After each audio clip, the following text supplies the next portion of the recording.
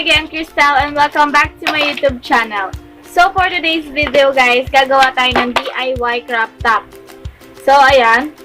As you can see, nakasuot na ako ng polo. Ito yung gagawin natin crop top. So, ayan, kung medyo maingay po dito, naglalaro po kasi si Ina sa gilid ko. Ngayon. So, ayan, guys. Ito yung gagawin nating crop top. Ito yung video.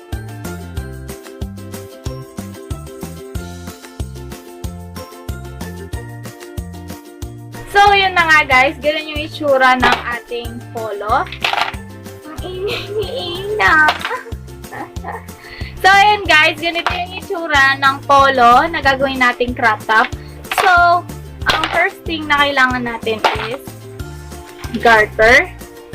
Ayan, garter. And kailangan natin ng ruler or kahit anong panukat, medida.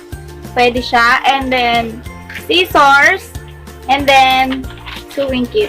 So, ayan guys, without further ado, let's get started. Hi guys, so ayan, ito po yung polo.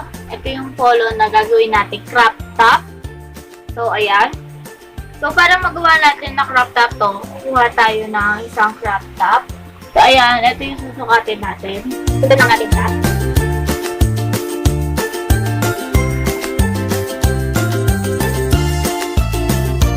So, ayan guys. So, ayan guys. Nakikita nyo ito. Ito yung line. So, gugupitin na natin to. Ingat sa paggupit.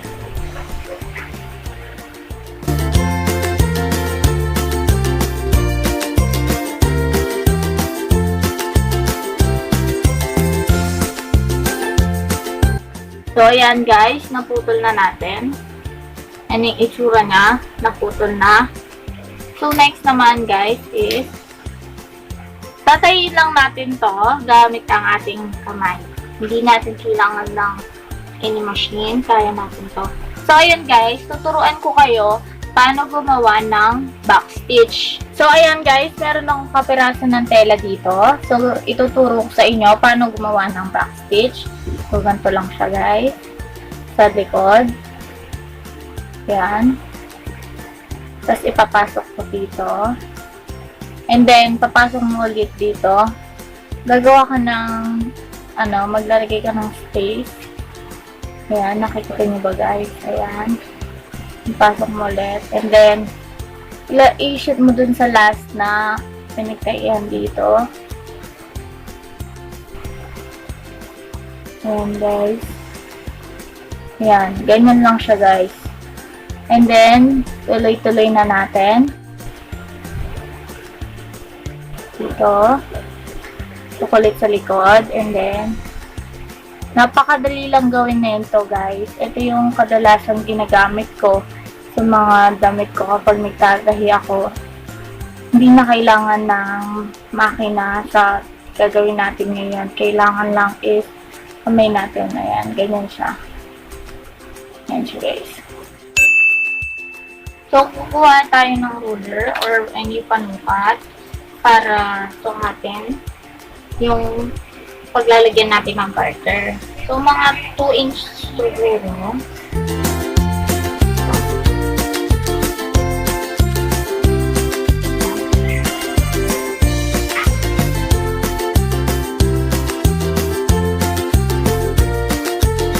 So, ayan guys. Yung mark na yan, ito, yung mark na to, ito yung itutupi natin. Ito yung paglalagyan natin ng garter. So, ayan guys. Natupi na natin. So, lalagyan lang natin sila ng pin para hindi siya mawala ng landas kapag tinatahi na natin siya guys. Sundan mo lang yung line dito.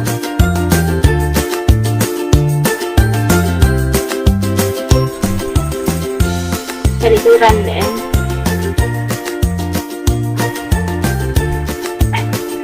Pin ko na. So, magtatahi na tayo guys. Yung gagawin nating stitch is yung back stitch, which is yung tinuro ko kanina sa inyo na napakadali lang. So, ayan guys, umpisahan na nating manahi. Sundan lang natin yung line na nilagay ko. So, make sure na nasasama yung nasa likuran. Oh guys.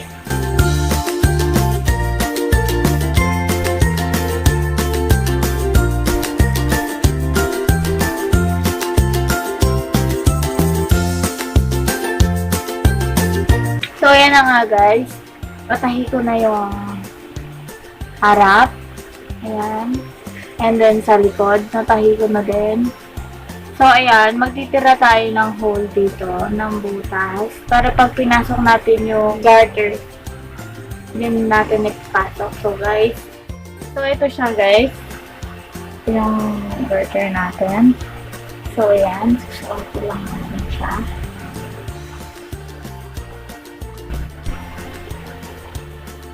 Ayan guys. Suot tayo ng ganito. Yung sakto sa waist natin. So, ito siya guys. Tapos gupitin na natin. So, next guys, kukuha tayo ng perdible. Papasok lang natin ng pagganyan. Natin ang pagganyan. So, tapos ilalak natin. So, ayan siya guys. So, next naman natin gagawin is ipapasok na natin siya dito sa damit. Na, ayan, yung hole na sabi ko is huwag nyong tatahiin muna lahat. Ayan guys, pasok lang natin siya dito. Ito lang.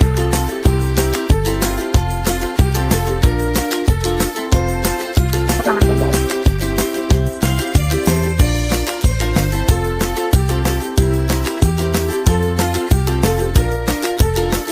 Pasok lang natin hanggang sa matapos.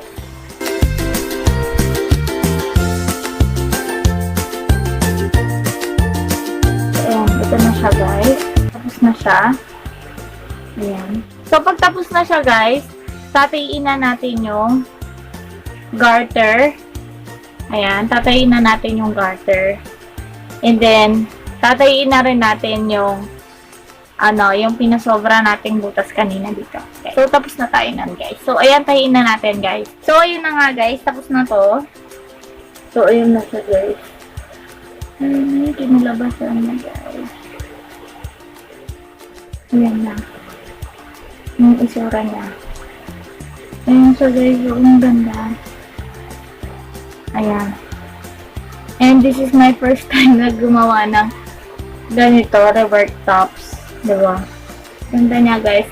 And sobrang dali lang niyang gawin.